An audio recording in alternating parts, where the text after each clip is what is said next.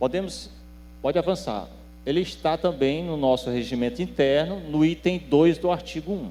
É um pouco mais longo e ele tem um conteúdo um pouco mais técnico do ponto de vista teológico, é um pouco mais difícil, diferente do texto do credo apostólico, que é um credo didático, de fácil entendimento, né? Quando você vê aqui o credo atanasiano, já eu falo de várias informações importantes sobre esse credo, né? Mas o conteúdo dele, esse conteúdo ele está na sua íntegra, viu, irmãos?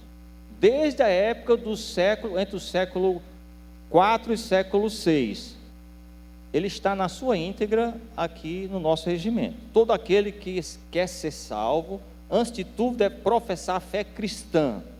Quem quer que não a conservar íntegra e inviolada, sem dúvida perecerá eternamente. A fé cristã consiste em venerar um só Deus na Trindade e a Trindade na unidade. Percebeu? Começou a ter umas palavras aqui, um jogo de palavras um pouco mais, né? Sem confundir as pessoas e sem dividir a substância, pois uma é a pessoa do Pai, outra do Filho, outra do Espírito, mas uma só é a divindade do Pai, do Filho e do Espírito Santo, igual a glória coeterna à majestade. Qual o Pai, tal o Filho, tal também o Espírito Santo. Incriado é o Pai, incriado é o Filho. Não são criados, eles são eternos, né? Incriado é o Espírito Santo. Imenso é o Pai, imenso Filho, imenso Espírito Santo. Eterno Pai, eterno Filho, eterno Espírito Santo. Eu vou saltar alguns trechos aqui que vocês podem ler depois, né? Ele vai falar de vários atributos de Deus, que também são atributos de Jesus e do Espírito Santo. Ele diz, contudo, não há três onipotentes, mas um só. Assim, Pai é Deus, o Filho é Deus, o Espírito Santo é Deus. E toda vida não há três deuses, porém um único Deus. Como o Pai é Senhor, assim o Filho é Senhor, o Espírito Santo é Senhor. Entretanto, não são três senhores, porém um só Senhor. Porque assim como pela verdade somos obrigados a confessar que cada pessoa, tomada em separado, é Deus e Senhor, cada pessoa que ele está falando é a pessoa do Pai, do Filho e do Espírito Santo. É Deus e Senhor, assim também estamos proibidos pela religião cristã de dizer que são três deuses e três senhores. Próximo slide.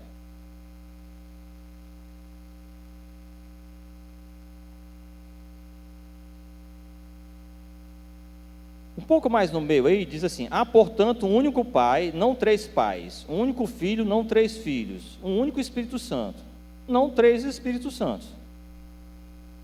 Nesta trindade nada é anterior ou posterior, nada maior ou menor, porém todas as três pessoas são coeternas, iguais entre si. Aqui está interessante, de modo que em tudo, conforme já ficou dito acima, deve ser venerada a trindade na unidade, e a unidade na trindade. Portanto, quem quer salvar-se deve pensar assim a respeito da trindade. A trindade na unidade é uma só pessoa. E a trindade na unidade, a unidade na trindade. Versículo, o slide seguinte.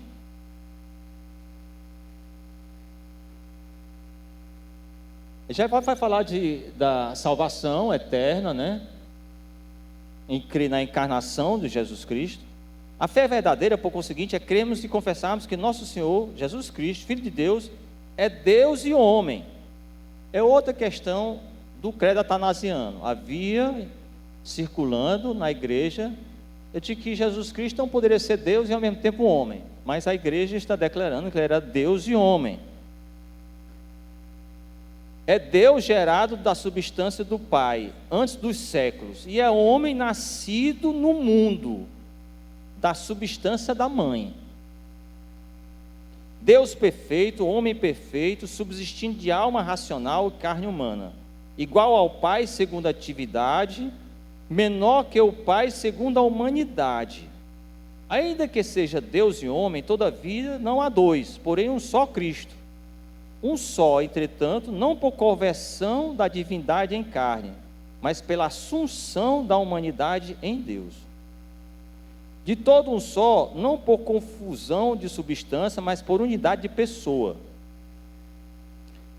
Pois assim como a alma racional, a carne é um só homem, assim Deus e homem é um só Cristo, o qual padeceu pela nossa salvação, desceu aos infernos, ressuscitou dos mortos e subiu aos céus. Está sentado à direita, à destra do Pai, no dia de vir julgar os vivos e os mortos. À sua chegada, todos os homens devem ressuscitar com os seus corpos e vão prestar conta de seus próprios atos. E aqueles que tiverem praticado o bem irão para a vida eterna, aqueles que tiverem praticado o mal irão para o fogo eterno. Esta é a fé cristã. Quem não a crê com fidelidade e firmeza não poderá salvar-se. Aí tem um parágrafo único, olha. Para evitar interpretações equivocadas, foi trocado o nome de fé católica por fé cristã no credo atanasiano. Igreja cristã em vez de igreja católica no credo apostólico. Algumas informações interessantes sobre o credo atanasiano. Olha o próximo slide. Origem histórica, do século V e século XVI. Apesar do nome não foi escrito por Atanásio de Alexandria. O contexto do ocidente latino é Gália, o sul da França, Gália é a região da Espanha, né? Ele reflete o amadurecimento da teologia cristã após os grandes concílios. 2 concílios aconteceram, um em 325, Nicéia, e 381, o concílio de Constantinopla. Esses concílios foram os concílios que trataram da natureza de Jesus Cristo, que os gnósticos discordavam, que estavam infiltrados dentro da igreja, mas veio, logo depois que Constantino, tem quem lembra do relato histórico, o concílio de Nicéia trouxe uma declaração sobre Jesus Cristo. Então o credo atanasiano incorporou essas informações desses concílios. Finalidade teológica, definir com precisão a doutrina da Trindade, que a Trindade ela está escrita na palavra. Quando Jesus diz assim, quando Jesus declarou, lá no livro de Colossenses, que a gente vai ver, aliás, que Paulo escreveu, que em Cristo habita corporalmente toda a plenitude da divindade, ele estava falando que Cristo e Deus eram uma pessoa só. E Cristo falou isso, ele disse assim, eu e o Pai somos um. Então a Trindade a gente percebe, não que o termo Trindade esteja na Bíblia, mas aí você percebe pelas declarações feitas por Jesus, feitas pelos apóstolos.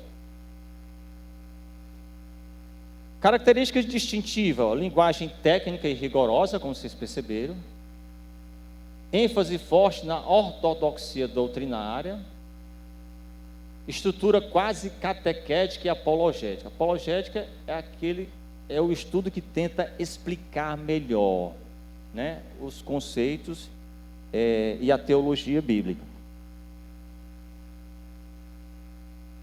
A famosa fórmula, adorar um só Deus em trindade e a trindade em unidade. Mais uma vez importante, o credo atanasiano não cita textos bíblicos diretamente, mas é uma síntese dogmática construída a partir da interpretação fiel do testemunho bíblico. Você lê o credo atanasiano, mas você não vê inconsistências nem incoerências com a Bíblia. Ele declara coisas que a gente consegue enxergar de uma forma a explicar melhor, principalmente o conceito de trindade. Abraão? Existe também o credo da CIMING. Então a CIMING, a Convenção das Igrejas e Ministros Gileade, né? As Igrejas e Ministros Gileade, também elaborou o seu credo. A gente vai ver alguns conteúdos desse credo aqui, que ele traz muitas coisas do credo apostólico, muitas coisas do credo atanasiano e muitas coisas das confissões da Reforma Protestante. Tanto que o conteúdo do Credo da CEMIG está lá também no regimento. Cada um aqui pode ter uma cópia do regimento, viu? A gente é só solicitar e você poder ler essas coisas. Então você vai perceber algumas coisas parecidas, em um único Deus, e aqui a CEMIG fez questão de estar fazendo as referências bíblicas, né? Aqui não vai ser o caso, né, para a gente olhar essas referências, para a gente avançar um pouco mais rápido. O único Deus, Criador de todas as coisas, visíveis e invisíveis, atemporal, ilimitado e imaterial, pessoal e santo, né? Subsistente em três pessoas, Pai, Filho e Espírito Santo, onisciente, onipotente, onipresente, que governa soberanamente todas as coisas. Esse credo também é extremamente importante, mas até o conflito que muitos de nós aqui participaram, do nascimento da Igreja Cristã de Gileade, que também foi fruto de discussões teológicas, né? Nós sabemos. E muitas delas esclarecem aquelas coisas que aconteciam. Se está dizendo que Deus é onisciente, onipotente, onipresente, parecia que uma parte da igreja anterior, não acreditava mais nessas coisas. É importante a gente declarar que a gente acredita nisso aqui, né? Na inspiração verbal da Bíblia Sagrada, a única regra infalível da fé normativa para a vida e o caráter cristão. Na concepção virginal de Jesus, em sua morte vicária, expiatória, em sua ressurreição corporal dentre os mortos, sua ascensão vitoriosa aos céus, e mais, na pecaminosidade do homem que o destituiu da glória de Deus, e que somente o arrependimento e a fé, obra expiatória e redentora de Jesus Cristo, é que pode restaurá-lo a Deus. Abraão, próximo.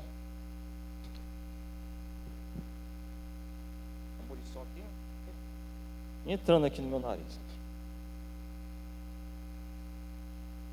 2. E um único Deus. Está passando? 2.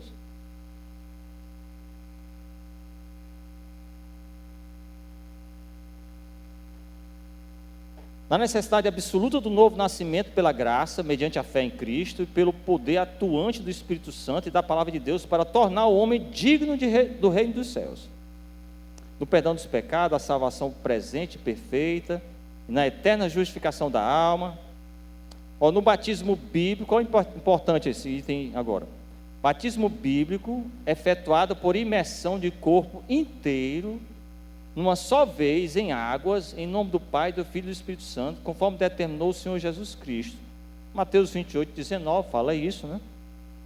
Romanos 6, 3, Colossenses 2, 12. E na Santa Ceia, como ato memorial de sua morte. Na necessidade e na possibilidade que temos de viver vida santa mediante a obra expiatória, através do poder regenerador, inspirador e santificador do Espírito Santo, que nos capacita como fiéis testemunhos. No batismo bíblico do Espírito Santo, que nos é dado por Deus mediante a intercessão em Cristo, com a evidência inicial de falar em línguas. Próxima lâmina. Na atualidade dos dons espirituais, item 3, Abraão. Atualidade dos dons espirituais, distribuídos pelo Espírito Santo, para a edificação da igreja. Na segunda vinda pessoal de Cristo, em duas fases distintas, a primeira invisível, para arrebatar a sua igreja, a segunda visível e corporal, com a sua igreja glorificada. Que todos os cristãos comparecerão ante o tribunal de Cristo para receber recompensa, de acordo com as obras praticadas, né? No juiz vindouro, que recompensará os fiéis e condenará os infiéis, no novo céu e nova terra, onde habitaremos eternamente em Cristo.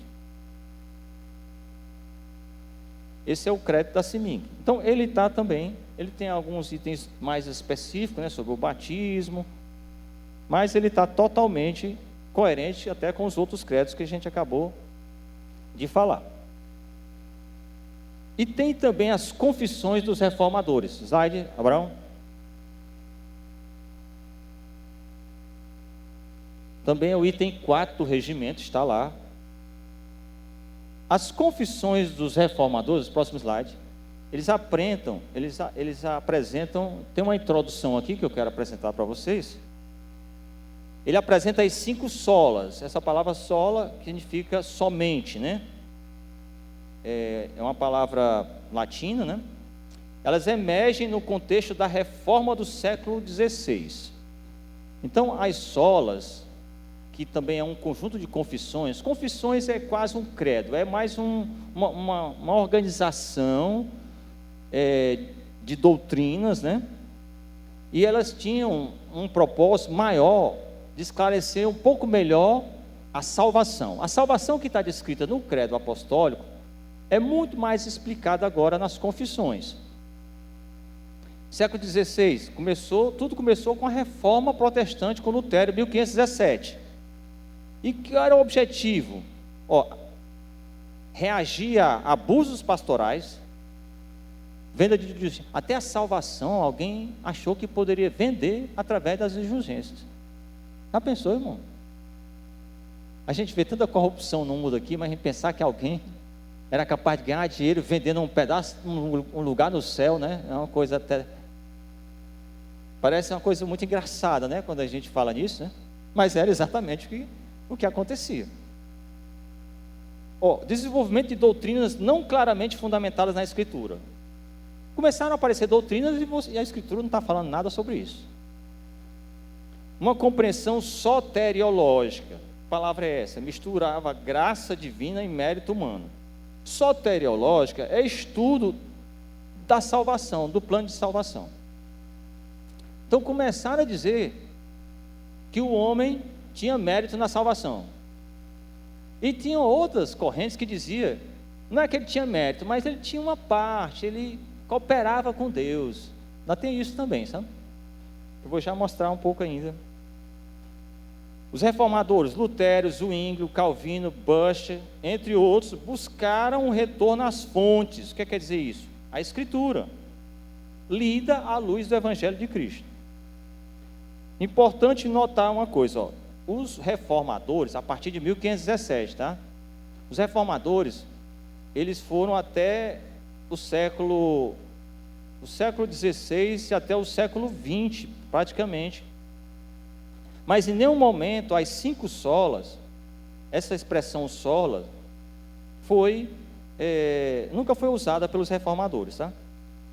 Como um conjunto fechado. Esse conjunto ele aconteceu com o tempo, basicamente já aqui próximo do século XX.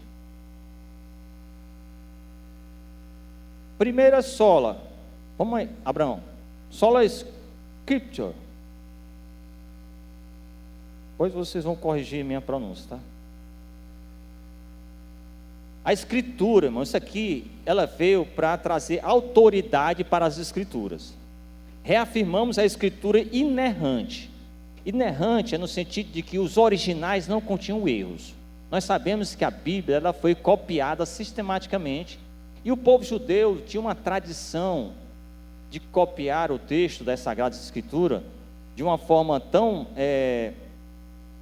digamos assim, era um ato tão sagrado, vamos dizer assim, para eles, que eles se esmeravam em fazer isso perfeitamente, a ponto de que se eles errassem alguma coisa,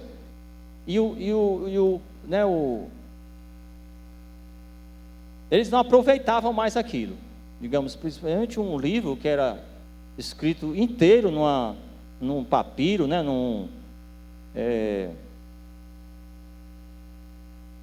papiro, que mais? Pergaminho. Se houvesse um erro, ele jogava fora aquilo, ele tinha que estar impecavelmente. Mas nós sabemos que alguns textos bíblicos que nós temos hoje, que não existem mais originais, só existem cópias nos tempos atuais, os mais antigos, as cópias mais antigas, de fontes diferentes, elas têm divergências apenas acessórias, tipo assim, a quantidade de exércitos citada no trecho da segunda Crônicas, com uma mesma passagem de Segunda Reis, que falava o mesmo confronto, vamos dizer assim, de um dos reis. e apresentavam uma quantidade de soldados diferentes, né? Aí você está falando a mesma coisa, por que está diferente? Aí você pode dizer, a Bíblia tem um erro. Algumas divergências foram por conta da prática da cópia. Mesmo com esse esmero que eu falei, nós sabemos que ocorreram coisas assim. Mas, em todo o estudo desses textos mais antigos, não se encontrou nada, nem mudanças que pudessem pôr em questionamento doutrinas e coisas que Deus declarou pelos homens a quem Ele chamou para escrever as Sagradas Escrituras. Então, é por isso que se declara a Escritura como inerrante, né? Por exemplo, a Septuaginta, que foi escrita 300 anos antes de Cristo, né?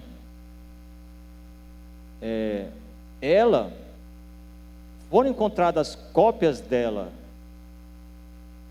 nos escritos do Mar Morto, com cópias que já existiam em poder, né, do mundo, e elas estavam completamente iguais. E sabemos que as cópias que foram encontradas nos manuscritos do Mar Morto eram as cópias do século I, ali na época do século I, elas tinham sido feitas naquela época. E as cópias que nós temos não são dessa época não, são mais recentes, né? Então, há um entendimento de que as Escrituras, elas passaram por um processo muito rigoroso de manter fielmente aquilo que foi escrito nos textos originais, mas que ela é inerrante do ponto de vista das versões originais. A Bíblia sozinha ensina tudo que é necessário para a nossa salvação, do pecado, o padrão pelo qual o comportamento cristão deve ser avaliado e tal, né? Algumas informações sobre essa sola, para slide seguinte. Que é somente a Escritura, a autoridade final da Escritura, a autoridade do magistério da tradição eclesiástica. Minha consciência está cativa à palavra de Deus. Essa é uma afirmação. Sentido informado, a Escritura é a norma suprema e suficiente para a fé e a prática. Tradições têm valor subordinado, não normativo. Você não pode pegar a tradição e transformar isso em norma. Se você fizer isso, você está, né, como algumas igrejas fazem, está criando dogma dentro da igreja, não é? Isso não é credo. Base confessional. Aí tem algumas confissões, quer dizer, as solas foram um entendimento que foi sendo condensado depois de várias confissões que começaram logo depois da Reforma Protestante. A Reforma Protestante foi em 1517. A Confissão de Augsburgo foi em 1530. Isso aqui também foi na Alemanha. Confissão de Westminster, 1646, já foi no Reino Unido. Por exemplo, até hoje, as igrejas presbiterianas e reformadas adotam como credo ou como confissão de fé a confissão de Westminster. Nós não o fazemos, porque ela tem algumas divergências que a gente não tem tempo de falar aqui agora. Nós adotamos, né, o credo athanasiano e o credo apostólico. Próxima. Somente Cristo. A nossa salvação é realizada unicamente pela obra em Cristo histórico. Sua vida sem pecado, sua expiação, por si só, são suficientes para a nossa justificação. Aqui é interessante, negamos que o Evangelho esteja sendo pregado se a obra substitutiva de Cristo não estiver sendo declarada. Se alguém falar em Cristo, mas não está dizendo que Ele nos substituiu, isso não é o que a gente diz somente Cristo, aquele que substituiu a nós todos na cruz. A fé em Cristo não estivesse sendo declarada, em sua obra não estivesse sendo invocada, ou seja, a gente precisa declarar que ele expiou o pecado, ou seja, ele trouxe o pecado para si mesmo, ele nos substituiu, e a gente deve declarar isso. Não só isso, deve declarar a quem nos escuta que ele precisa ser invocado. Invoque a Cristo como Senhor, e Ele te salvará. né? Todo aquele que invocar a Deus será salvo, diz o Antigo Testamento. Pois isso se fez em Cristo, né? Algumas informações sobre essa sola, somente Cristo. Próximo slide. Resposta direta à multiplicação de mediadores, irmãos. Era o que estava acontecendo. O sacerdócio, por exemplo, o próprio sacerdote era uma pessoa que era tida como aquele que vai mediar por nós. Não, agora, depois de Cristo, todos nós somos sacerdotes, diz o texto. Não tem mais ninguém para estar em nosso lugar. Mérito dos santos era outro erro. A mediação mariana de Maria é outro erro. Só há um mediador, Jesus Cristo, né? Sentido reformado: Cristo é o único mediador, sacerdote e salvador suficiente. Sua obra é completa e perfeita. Base confessional: aí vem o Catecismo Maior de Westminster, a Confissão também de Augsburgo, o artigo 3º. Então, a prática das confissões e dos credos, ela ocorreu desde a igreja primitiva, e a gente vê isso aqui bem fortemente depois da Reforma Protestante. Próxima sola. Abraão. Sola gratia. Isso aqui tem algo importante também, em conjunto com a sola fide, que somente a fé. Mas vamos falar de sola gratia. Reafirmamos que na salvação somos resgatados da ira de Deus unicamente pela graça. Uma obra sobrenatural do Espírito Santo que nos leva a Cristo, soltando-nos de nossa servidão ao pecado e nos erguendo da morte espiritual à vida espiritual. Negamos que a salvação seja, em qualquer sentido, obra humana. É obra da graça de Deus, irmãos, a salvação. Os métodos, as técnicas ou estratégias humanas, por si só, não podem realizar essa transformação. A fé não é produzida pela nossa natureza não regenerada, né? Ou seja, a própria fé também é um ato da graça de Deus. Quando o fazemos, nós colocamos em prática aquilo que Deus está nos dando, de crer que Ele é Deus e que Ele nos concedeu gratuitamente a salvação, porque Ele está fazendo isso. Algumas informações importantes sobre somente a graça, ou sola gratia. Próximas lâminas, 3 ainda. Origem, leitura agostiniana da graça, né? Reação à ideia de cooperação humana. Não era suficiente, vou dizer, que somente a fé, pela fé você é salvo, mas também somente pela graça. Porque meio que ela veio reagir contra a ideia de que também nós estávamos ganhando a salvação cooperando com Deus. Ele estava concedendo gratuitamente, mas também tem uma parte de bondade nossa aí, fazendo, né, a cooperação. Era esse um erro que existia. Não tem cooperação nossa nenhuma, irmãos, no recebimento da salvação. Tudo é gratuitamente pela graça de Deus. Eram controvérsias medievais que existiam. O méritum de congruo, existia uma cooperação de mérito. Não é que a gente tinha mérito, mas algum mérito, vamos dizer assim, né? Para tentar explicar. O sentido reformado, a salvação é a iniciativa soberana de Deus do início ao fim. A fé em si também é dom da graça. Base confessional, Cânones de Dort, 1619, Confissão Belga, 1561. A gente vai resumir essas solas já, ainda tem tempo aqui. Sola fide, próxima lâmina, estamos já terminando. Ele reafirma a justificação é somente pela graça, somente por intermédio da fé e somente por causa de Cristo. Na justificação, a retidão de Cristo nos é imputada como o único meio possível de satisfazer a perfeita justiça de Deus. Negamos que a justificação se baseie em qualquer mérito que nos possa ser achado. É somente você acreditar que Deus concedeu isso gratuitamente, só isso. Não há mérito em acreditar que Deus nos concedeu, não há mérito algum nosso, né? Negamos que a justificação se baseie em qualquer mérito.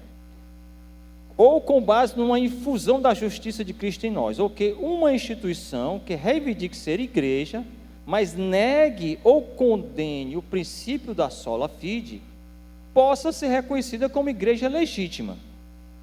É uma igreja que não acredita no somente pela fé e quer lhe propor que há uma possibilidade de salvação. Uma igreja dessa não é legítima, né? Algumas informações importantes sobre sola fide. Abraão. Origem, resultado da redescoberta paulina da justificação pela fé. Romanos 1,17, que diz, o justo viverá pela fé, né? 3,28, também Romanos. Aí tem essa experiência que Lutero teve, do insight da torre, né, de Lutero, ao estudar Romanos. Então ele teve que meio que, ele acordou assim de repente, quando ele viu o texto de Paulo, né, sobre a justificação pela fé. A justificação é recebida somente pela fé sem obras meritórias. As boas obras são fruto da fé, não sua causa. Confissão de Augsburgo e o Catecismo de Heidelberg, 1563. Né? Aquela história, você conhece a árvore pelos bons frutos, mas os bons frutos não dizem que a árvore é boa, né? Ou seja, os bons frutos não dizem que a árvore tem algum mérito, né? Só diz que ela é boa, né? Só isso. Isso tudo é pela graça de Deus. Por fim, próxima lâmina. Somente a glória, ou só lhe deu glória, né? Também um texto que está lá no regimento. A salvação é de Deus e realizada por Deus, ela é para a glória de Deus. Ninguém pode se vangloriar porque recebeu a salvação. Parece até a oração do publicano, né? Que ele dizia, aliás, do fariseu, né? Que dizia que ainda bem que eu não sou como aqueles, né? É aquele que acha que está com Deus e está glorificando a Ele mesmo, e não a Deus, né? Pela obra que foi feita nele. Então, tudo é para a glória de Deus, até a nossa salvação, irmãos. Devemos viver a nossa vida inteira perante a face de Deus. O que nos garante a salvação é também um sentimento de que isso acontece. Tudo é para a glória dele. Diariamente, diuturnamente, a gente deve viver com esse sentimento. Negamos que possamos apropriadamente glorificar a Deus se o nosso culto for confundido com entretenimento, se negligenciarmos o Evangelho em nossa pregação, ou se permitirmos que o aperfeiçoamento próprio, a autoestima e a autorrealização se tornem opções alternativas ao Evangelho. Não, nenhuma delas. Algumas informações importantes sobre somente a glória. Ele tem 5. Toda obra de salvação glorifica exclusivamente a Deus. Nenhum mérito humano pode compartilhar essa glória. A vida cristã vivida corandel, quer dizer, diante de Deus. A vida nossa precisa ser vivida diante de Deus a todo segundo. Confissão de Westminster são bases confessionais e as escritos pastorais de Calvino. E aqui alguns resumos para finalizar as 5 solas. Bem interessante esse quadro, viu, gente? Olha, quais são a ênfase de cada sola? Somente a Escritura, a autoridade nas Escrituras. Qual é a ênfase da somente a fé? É o meio de justificação, o único meio é pela fé. A ênfase da sola gratia, fonte de salvação está em Deus, gratuitamente. Somente a graça. Somente Cristo, somente Ele é mediador entre nós e Deus. Ele é o único caminho, né? Só lhe deu glória, é a finalidade. Tudo isso aqui é para a glória de Deus.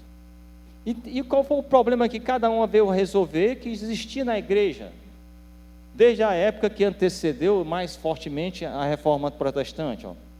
A Escritura, a tradição normativa ganhou mais ênfase do que a própria Escritura. Era um problema que foi enfrentado. O problema da fé era o mérito humano, como se o homem tivesse mérito. Era o problema que a sola fide veio resolver. Sola gratia, sinergismo, irmãos, era um movimento que dizia que o homem cooperava com Deus para ganhar a salvação. Deus é bom, mas eu também sou bom. Nada disso. Ele veio para resolver esse problema. A única que é bom é Deus, a única fonte de salvação é dele. Solos Cristos, já falamos, resolveu o problema dos intermediários. Não existiam intermediários. O único é Cristo. E a solidel glória veio resolver o problema da glória humana. A glória é somente para Deus. Existe um outro quadro interessante, próximo slide, para finalizar, antes das 9, não, passou das 9 já. 1 minuto, né? Esse é um quadro que vocês podem ver, eu não vou falar, mas tem, o contexto de cada um na igreja primitiva, a igreja pós os concílios, o contexto das confissões, a reforma protestante, as ênfases eu já falei, linguagem, uso na catequese, o credo apostólico, uso mais apologético, mais um ensino mais técnico, né, mais profundo. E as confissões era mais pastoral, era um conteúdo pastoral para ensinar melhor as doutrinas, é mais para o púlpito, para o ensino. Então, um quadro para todos vocês verem. Última lâmina, Abraão. Última, conclusão teológica. Os credos não substituem a Escritura, servem para resumos fiéis da fé bíblica. Refletem diferentes necessidades históricas. Eles nasceram por necessidades que ocorriam em cada época da história. E uma palavra rápida sobre cada credo e confissões. O credo apostólico confessa o que cremos. O credo atanasiano define como devemos entender corretamente o que cremos. Entender um pouco melhor a Trindade, Jesus, a natureza de Jesus Cristo. E as confissões corrigem erros doutrinários e abusos pastorais. Os dois credos e as confissões estão no nosso regimento, vocês podem ver novamente lá com mais detalhes. Essa é a conclusão. Último slide, São Obrigado. Última, Abraão. Pastor. Bom.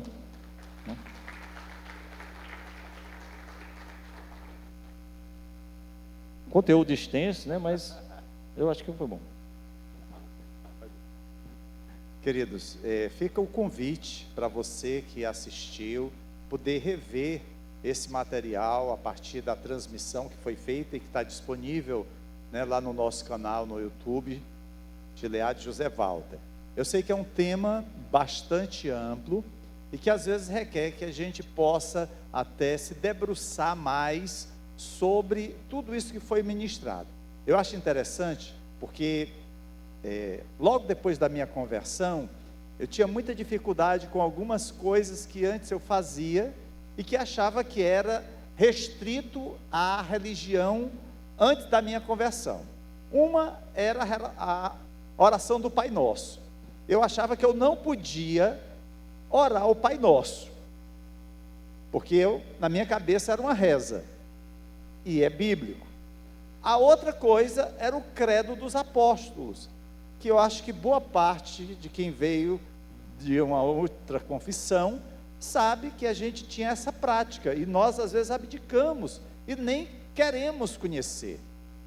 O fato é que essa base que foi apresentada pelo presbítero Eduardo é algo que está não apenas para a Igreja Cristã Gilead, mas boa parte das igrejas históricas, presbiterianas, batistas e também pentecostal, Assembleia de Deus, tem essa linha de pensamento. Isso é muito importante, porque às vezes a gente não se aprofunda no nosso conhecimento de Deus, não se aprofunda em saber aquilo aonde está baseado a nossa confissão ou a nossa crença. Que Deus possa nos ajudar a mergulhar ainda mais no conhecimento das Escrituras e assim a gente poder crescer na palavra do Senhor. Próxima terça-feira, presbítero Cleiton vai estar abordando o tema do nosso estatuto. Pastor, mas o que é que o estatuto tem a ver com a Bíblia? E aí vocês vão perceber que tem tudo a ver com a Bíblia, porque, por exemplo, quando a gente estabelece uma forma de governo para a igreja, a gente procura fazer isso a partir daquilo que a Bíblia nos mostra como deve ser feito. A relação entre membresia e liderança do mesmo jeito. Não é uma coisa aleatória. Então, fica o convite para na próxima terça você estar conosco. Fique de pé, João Paulo vai estar orando aqui. Dê a mão à pessoa que está do seu lado. Se você não conhece essa pessoa, primeira coisa, pergunta o nome dele ou dela, tá certo? Procure saber o nome dele e dela. E nessa oração, eu queria incluir duas pessoas nessa noite. A primeira é a filha da Kelly, que ganhou neném, ainda está no hospital, que a gente possa estar orando. Eu acho que o nome da bebê é Maria Alice, né? E a outra pessoa que nós queremos estar orando também é a irmã Joanira, que está internada, e a gente precisa estar orando, clamando a Deus pela saúde da irmã Joanira. Ela está passando por um momento bem difícil, bem delicado, mas cremos que o nosso Deus pode intervir e pode dar solução a esse problema em nome de Jesus, tá bom? Amém. Feche os seus olhos. Senhor nosso Deus, aqui queremos te apresentar, Senhor Deus, essas duas pessoas, Senhor, em nome de Jesus, que estão carecendo das nossas orações e principalmente do teu mover, Senhor. Traz, Senhor Deus, a provisão, Senhor Deus, na vida da Maria Alice, da sua casa, que ela possa retornar para a sua casa com a sua mãe, seu pai, Senhor, em nome de Jesus. Abençoa, Deus, continua cuidando deles, daquela família, Senhor, em tudo que eles precisar, Pai. Também quero te apresentar, Deus, a irmã Joanira, Senhor, que está nessa situação, questão de saúde. Deus, opera, Senhor Deus, um milagre na vida dela, Senhor. O quanto ela já orou por ti, Senhor Deus. E aqui nós somamos a nossa oração, Deus, pela cura da vida da irmã Joanira, em nome de Jesus, Senhor Deus. Que ela possa sorrir, Senhor Deus, sabendo que o Senhor é com ela, Deus. Em nome de Jesus, nós cremos, Deus. E continua, Senhor, nos abençoando. Cada um nesse lugar, Senhor Deus. Continua nos abençoando em nossos lares, nos nossos trabalhos, Senhor Deus. Onde nós estivermos, Senhor Deus. Que a tua presença venha estar conosco. Em nome de Jesus. Amém, Deus.